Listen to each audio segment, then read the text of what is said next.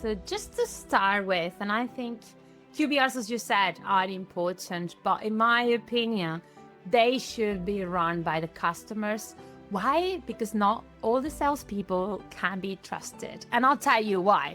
I had lots of experience, around 16 years of experience. I also work on the supplier side, so I know what it's to be on the other side, how important it is to share your business, to share your new shiny product to your customers. But in my experience, whenever the QBR is run by the suppliers, they are too pushy on the new products, on the new activities, rather than talking on what's valuable for the customers. That's why I think that those QBRs should be run by the customer. You're listening to the Sales Today podcast, and I'm your host, Fred Copestake. On this podcast, we explore how sales professionals can develop a modern approach to winning business, the application of virtual selling techniques, how to create meaningful business relationships, and much more. Why not take our free collaborative selling scorecard to see how your sales approach suits today's environment? You'll find a link in the show notes. And welcome to this episode of the Sales Today podcast, where I'm delighted to be joined by Celia SGAR, which is sort of a made-up name, isn't it, Celia? Well, it's not. It's just an abbreviation between my two last names, Sanchez Garcia. So Sanchez Garcia. it wasn't just made up. Yeah, okay. So it's just shortened. That's fine. And you are the founder of the Vendor Manager Hub. Yes. Correct. And so we're going to talk a little bit around this, but mainly around quarterly business reviews, QBRs. Well, both you and I think are a good idea. Of course. However, we slightly differ on who should run them. I think the sales company should be taking responsibility for doing this. And you're like, oh, no. It should be the customer who takes responsibility. I hadn't come across that before. Well, I'm biased to sales, aren't I? So tell me why you think that is a better option. okay. So just to start with, and I think QBRs, as you said, are important, but in my opinion, they should be run by the customers. Why? Because not all the salespeople can be trusted. And I'll tell you why.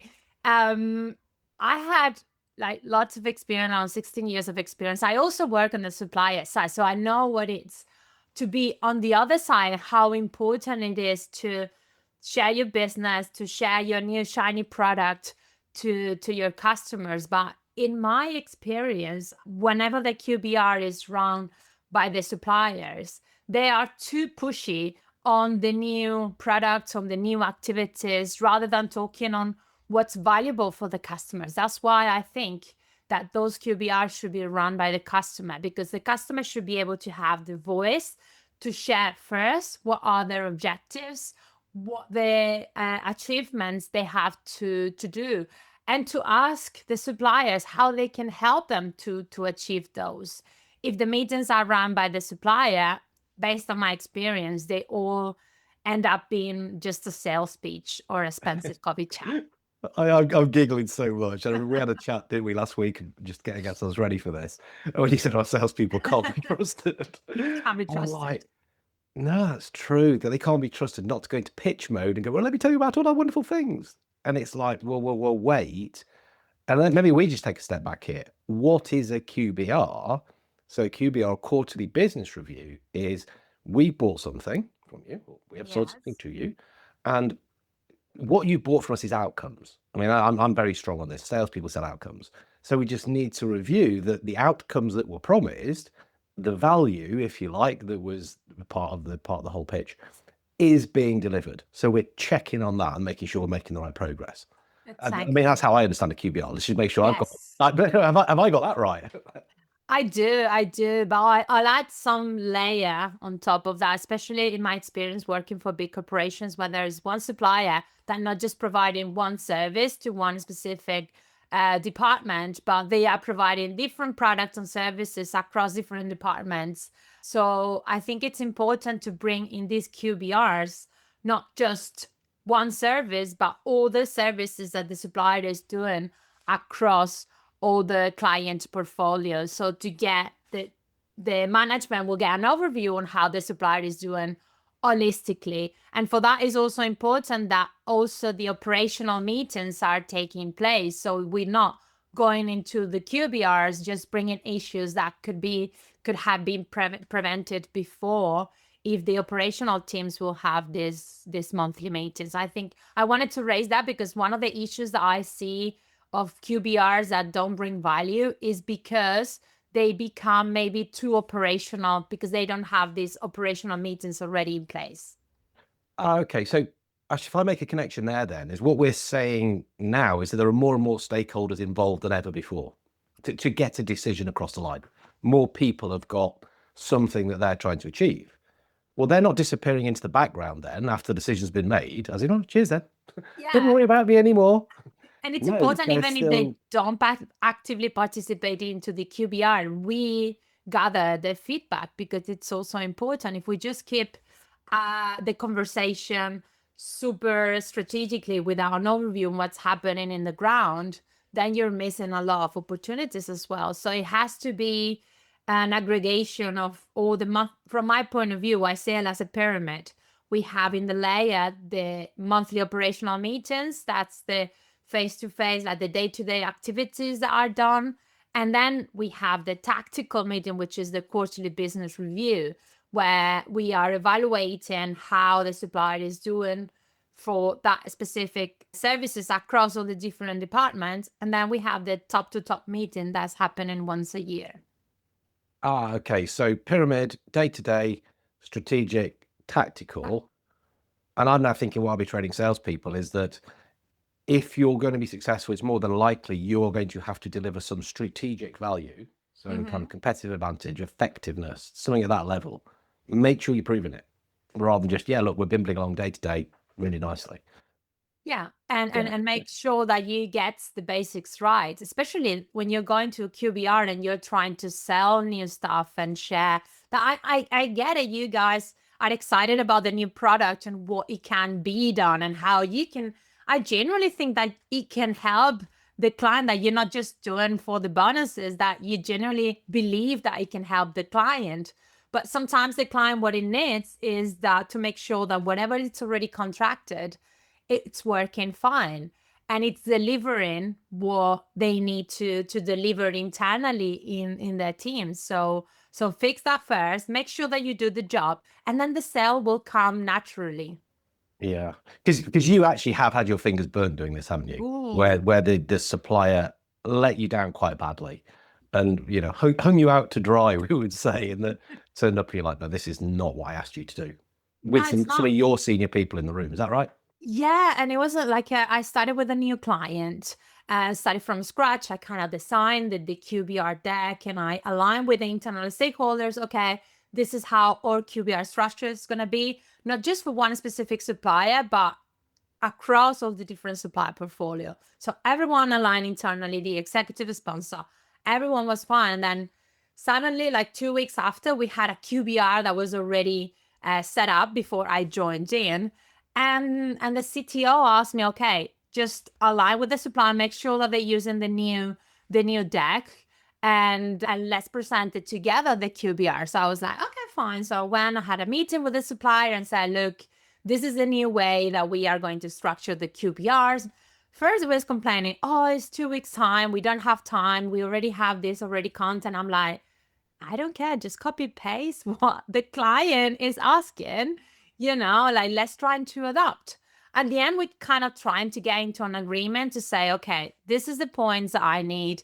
I need your updates on your organization, whether you are acquiring new companies, what's your objective, any acquisitions that could be important for the client, whether there's been a change in the organization or on your side. So any relevant information that could be relevant for the client, then you share that at the beginning.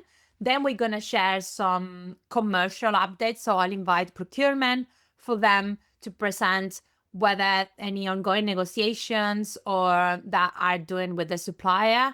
Then I will have a section where I will present the supplier scorecard with things that went well, that didn't go well. And then the last but not least was the part from the supplier where they will present and this is very important, I call it improvement opportunities and innovation. And I always say improvement opportunities is not, you can do it better by buying these new shiny products, is where you need to call my favorite people in the supplier, which are the customer success managers in your team, bring them on and explain how we can make the most out of the current contract.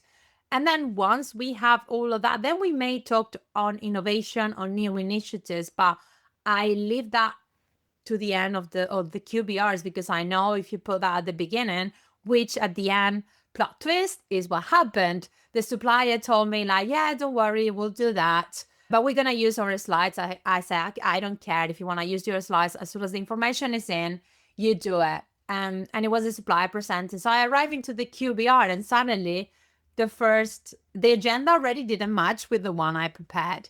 They started, of course, the second point was this new shiny product that is going to help you by doing X, Y, and Z. And I was already like, oh my God, this is not what we agreed. And also, not just they let me down, but they let me down in front of the client that they just hired me to kind of put a bit of a structure. So they basically break that trust, and it took a while to get it back, because I get like really disappointed to say, I trust you that we could do this together. I gave you the remote and then you just did whatever you want. So that was the first and the last one that I let a supplier to run a QBR. Since then, it was me that I was filtering the slides, and now it was me presenting the slides. It was me sharing the minutes. It was me sending the pre-read as well. Like, I think it's important a few days before the QBR to send a pre-read so everyone is aligned. And if there's any points that don't match, trying to align before the QBR so we actually use that time effectively for the real stuff and not just for the tiny misconceptions. You told me this last week, and you're telling me the story again for the sake of recording, and I just still find it so hard to believe that a company can think that was a good idea to do that. Yeah. To ignore what you've asked for because that's what you need, to do something else where she doesn't count. Let's just say how great we were. She's and just try and push new, it. and Why were she they doesn't thinking it was a understand the good idea? business. Yeah. Why were they thinking that was a good idea? That's my head, whatever. Right. So, okay. So since then, you've got even stronger on, no, this is what we're doing it for. This is the structure I want because this is what will deliver that. And so we are sticking to this because it works. Yeah. Okay. Because it's what the client wants. At the end of the day, you want to deliver a good service for the client, then take him into consideration on what they are expecting, make their life easier. That's how you build trust. So not just to deliver what you promise your service or your product will do, but be proactive and make their life easier. That's how you sell. Trust is such a valuable thing, isn't it? And to sort of break it in a way that just didn't need to be broken like that. No. Sometimes things happen by accident, don't they? But if someone goes, oh, I'm going to literally do something on purpose against what you've asked, it's like, So you've worked, so you now have a structure then. So you've got a recommended formula. And I think, to be honest, I don't really mind if the sales company or the kind of the customer company manage it. I'm looking for best practice. I'm looking for decent structure here. So could you share what you would recommend? What do you want to see in it you're doing your own now, of course. But what do we need to be doing? How can we structure it? Just a quick remark before I start. The fact that I said it should be owned by the customer, it doesn't mean that it should be prepared only for the customer. I always work in collaboration with my suppliers. So we have like a SharePoint or a shared drive where we both work on the same version. So I don't like to be sending different versions via email. Everyone is aligned, and what I do, and I explain you a little bit the process and then the agenda. The way I do is around 3 weeks before the QBR date, I already send the deck to the supplier, and I send the scorecard also to my internal stakeholders so they can start creating the scores, or always not just individually, but also in collaboration with the supplier, so there's no surprises. So I do that like 3 weeks before, and I'm doing like weekly touch points with the supplier just to make sure that the points that they need to do, they are already added in. What are the key activities or the key points that we're going to discuss in the QBR? So we're doing like, even if it's just 15 minutes touch point to make sure that the points are there and there's communication on both sides. So once I do that, also a week before the QBR, I have a touch point alignment with my internal stakeholders to review what is the final score for that supplier in particularly, and what are the key highlights and the improvement areas for all the different products or services. So even if I have people from HR, from marketing, from sales, from supply chain, and they're contracting different activities, I want them all to be together and to understand how the supplier is doing for all of them. So we have this kind of touch point, and that helps as well to be like one voice in front of the supplier. So if there is a message that needs to be done, that's where we align internally. So I think that align internally with the supplier and with the stakeholders and the client are important. Having said that, in terms of the agenda, easy. We start with what I call corporate updates. The corporate updates are the key notes that either the client, so in this case will be the executive sponsor on the client side, that is presenting.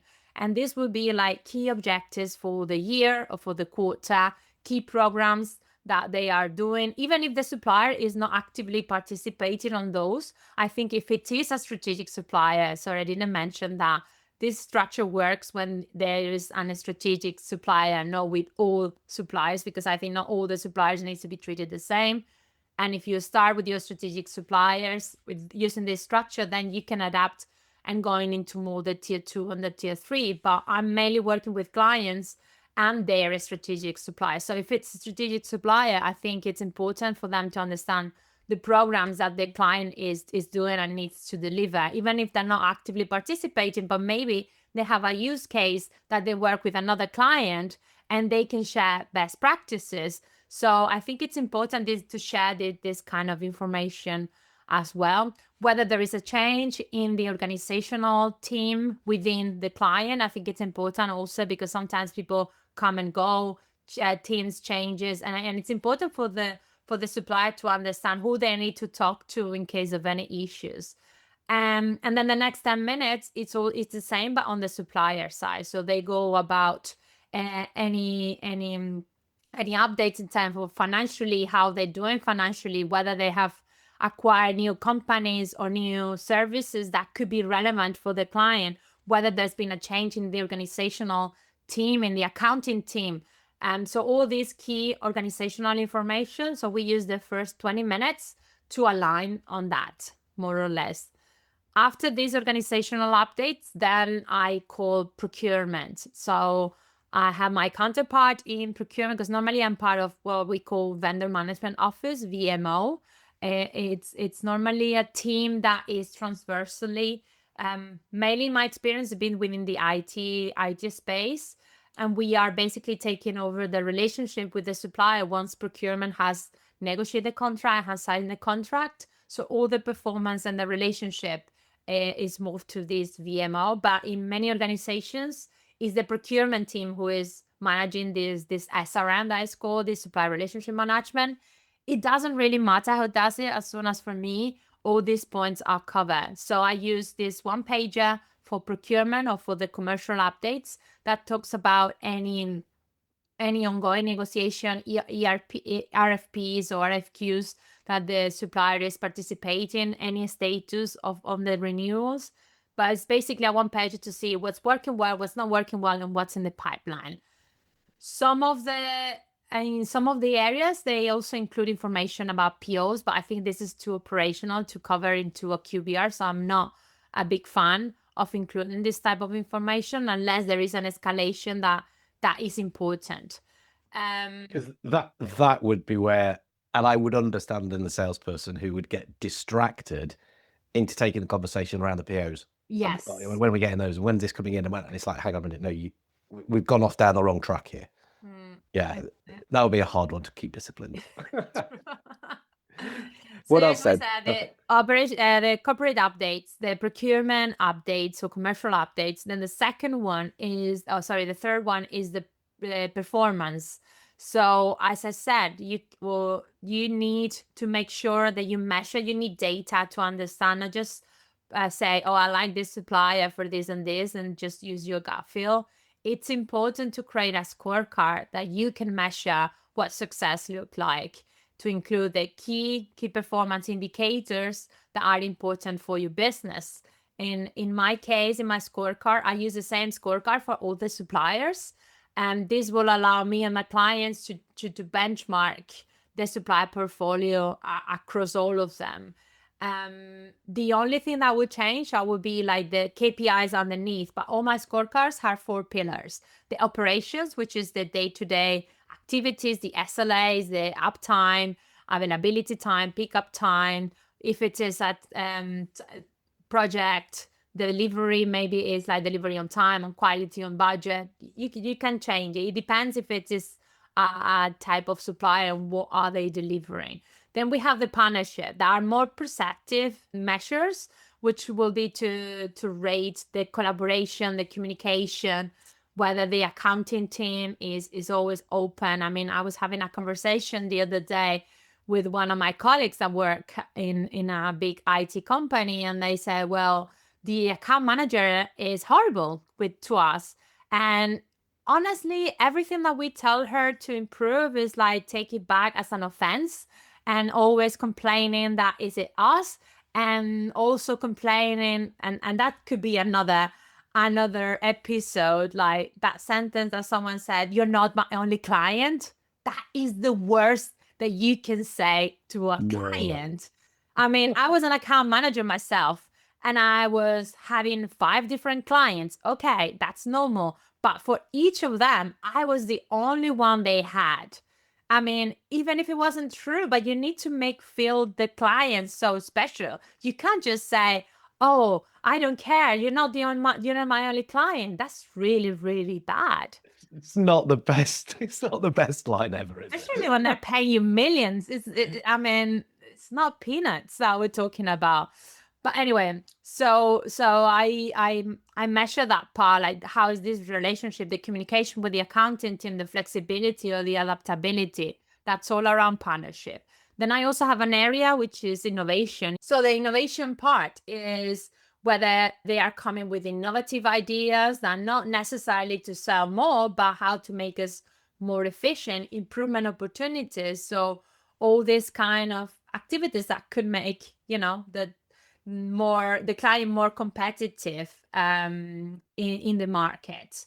And then the last but not least is the procurement. So I also measure the commercial part, whether the commercial communication relationship is good, there's the contract value.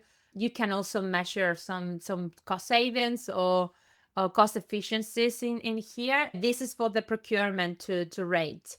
So I have different stakeholders that are rating the different aspects.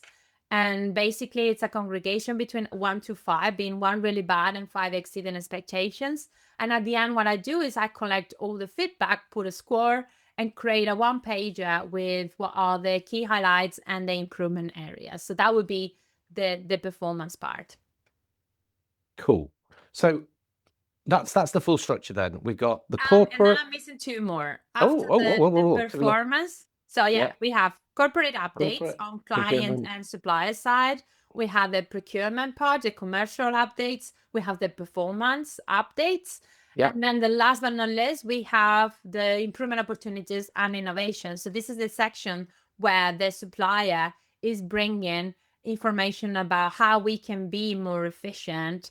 And here I don't like to invite salespeople. I like to invite my favorite people in the supply, which are the customer success managers, that they know well what we have already contracted and how we can be more efficient. So this is really the space for the customer success manager supported by the sales team to bring how we can be more efficient. And then the last part, if we have time and if we have a line, we can present new activities. But as I said, if you're already delivering good in all the performance, the new activities will be even better. You could be recommended if you're doing very well with one team, you will be recommended to other teams and you will get more opportunities. We could be like happy to support you and being a customer use case that you can then use that to sell to other clients. So always look into win-win situation. And as I said, for me, the two key things for you to bring value to a client is first, deliver what you told that you have to deliver. And then second, just make the life easier. Make my life easier. Then Yeah. the client's life easier. Yeah. If they have some activities and objectives that they have to do, and they told you, oh, performance on this activity is important because it's saving us X amount of hours and therefore X amount of money, then make sure that performance is good above everything. And if you have a ticket on performance, that should be on top of your priority because that's what your customer is going to be measured against. That's not the first time I've heard that from someone related to procurement. What it was last time, someone was saying that, you know what, not everybody's strategic. And like, I might be strategic to you, yes, but you're not to me. So don't be naive and sort of say, well, you're a strategic partner. No, you're not. You're tailspend. You're tailspend to me. And the best thing you can do if you work out that's where you are is just make my life easy. And I'll probably leave you alone. There you go. You're not going to get into competitive, like, my life's easy. Why am I going to change? I'll leave you. Yes. So with all this in mind then, do you ever talk to salespeople in the whole kind of buying and selling phase? So, I mean, obviously this is when you are a supplier.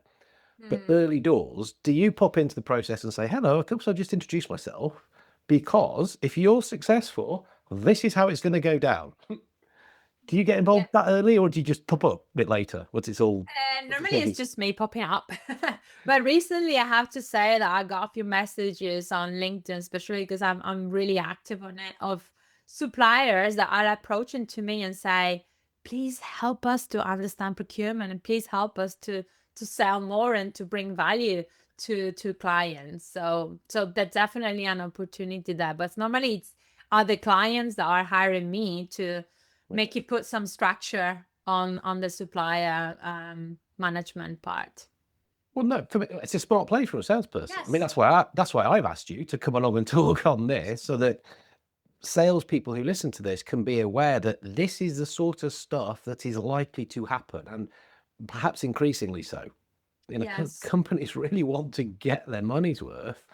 Yeah, so that's why people like you see me exist and have structures to make sure it happens. Like, build that in early doors so it's not a nasty surprise, and say, hey, look, in fact, we're even going to do this. That's why I'm sort of saying about who owns it or who should introduce it. As a salesperson, be saying, hey, look, you know, assuming we're successful here, this is how we need to operate going forward. That is a great competitive advantage, cool. Because you're being proactive and say, we're so sure that we're going to bring you so much value that we're going to add this supplier relationship management framework into our day-to-day activities. And then suddenly the clients will say, wow, these guys know what they're talking about. Yeah. I don't want to talk about any more features and functions. Let's talk about being successful and then how we make sure you get the value that I'm saying and I'm confident you're going to get. And I can guarantee you that the sale will be done automatically. Even if you don't win because of that, you're certainly going to progress in conversations, aren't you? As something that's, I suspect, quite different. And it'll make it difficult for competitors who are not talking about that. Exactly. Yeah. And that's interesting. And isn't it interesting that some smarter people then are starting to say, hey, can you just come and have a little look at what we're doing here? Okay, cool. So that's awesome. Thank you for sharing that overall framework. So corporate, procurement, performance, innovation. with some Continuous structures improvement within and your innovation. structures. Yes. Um,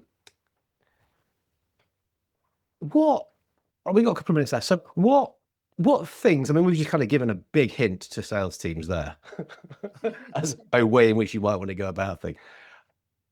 Are there any other sort of just little hints you could give? Like, well, okay, the first one was the don't lie to me and kind of Don't lie to say me. you're going to do something and then not do it when I've deliberately asked to do it. Be proactive in presenting. This is how we're going to ensure that you get the outcome. Yeah. Any other little things? Bring expertise that you have with other clients, even if it's in a different domain. But I think the key thing for a client that is hiring a supplier that is an expert on X amount of field is that they get visibility of what the best industry standards. So bring that knowledge, of course, without disclosing any confidential information on best practices on how they can use it. So if you're proactive on that, I can guarantee you that the client will appreciate. And then something as simple as active listening. Yeah, ask your client how can help you to be successful. I mean, what keeps you awake at night? And and be always open to help. That simple thing, I can tell you, it can change the whole conversation. I mean, active listening is pretty good advice for any salesperson ever. Yeah, But that bring expertise thing is interesting because what, again, salespeople often try to do is they try to be the hero, don't they? They try to be the, oh, well, look at our new thing, which we can do because look how smart we are. Oh, I have a story about I bet you got loads. I remember one QBR as well. I counted like 35 times where the supplier said, oh, we can help. Oh, we can help. And it doesn't matter whatever the discussion was. They said 30 times during the whole hour, we can help. And it's like, did you have like a little tag? Yeah, I was literally like, after the third one, I started like taking my notes and I was counting how many times I said, we can help. Whatever we were saying, we can help. You cannot help on everything. You can maybe help on some specific activities, but you cannot help in all the problems that a client can have. I'm sorry, it's not realistic. But for me, it's the we. It's the we. I get really tuned into to salespeople using the word we.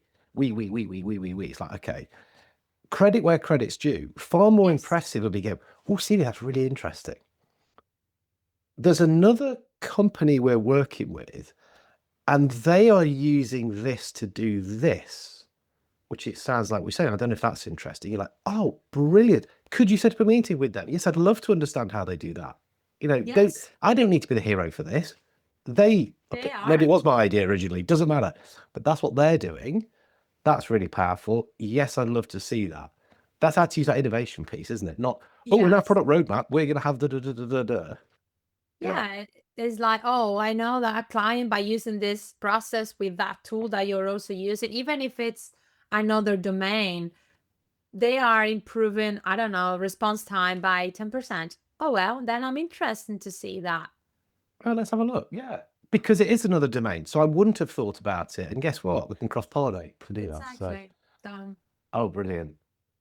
This has been very cool. I do hope there's some active listening going on. People are listening to this because you've given some massive clues as to the sort of stuff which will, I think, help you win business if you become proactive with this, and then certainly be very sticky and then stay within there. So, it's very cool.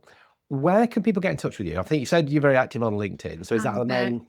Yeah, it's my main source. I'm active on LinkedIn as Celia SGAR, and then I also have my website for my consulting firm, Vendor Manager Hub. So www.vendormanagerhub.com, and also have a SaaS tool to do automate scorecards and KPIs. That's called Vendor Score It. So also www.vendorscoreit.com.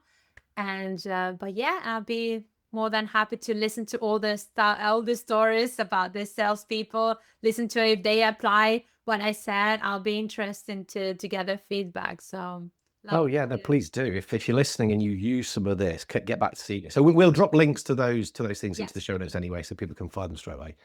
But also, well, thank you so much for coming on and sharing that. Thank you. Some really useful stuff. So we appreciate it massively. Okay. Thank you so much. Take care. Bye. Thank you for listening to the Sales Today podcast with me, your host, Fred Copestake. I hope you've enjoyed what you heard today. If you did, please get in touch and hit subscribe. And remember, you can take the collaborative selling scorecard for free to check out how your sales approach works in today's environment. You'll find it in the show notes.